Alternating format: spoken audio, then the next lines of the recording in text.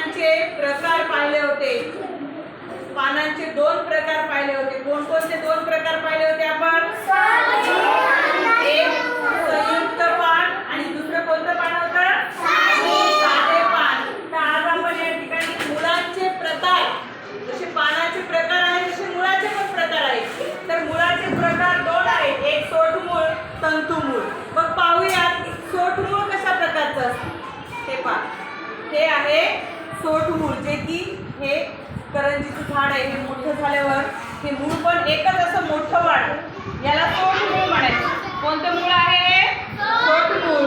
आणि दुसरा प्रकार आहे गवत सुकलेले. तर या गवताला छोटी छोटी मुळं असतात बघा, लगेच सुरू होतात. छोटी छोटी बारीक बारीक मुळं असतात, याला तंतुमूळ म्हणायचं. काय म्हणायचं? म्हणजे सोटमूळ आणि तंतुमूळ हे मुळाचे,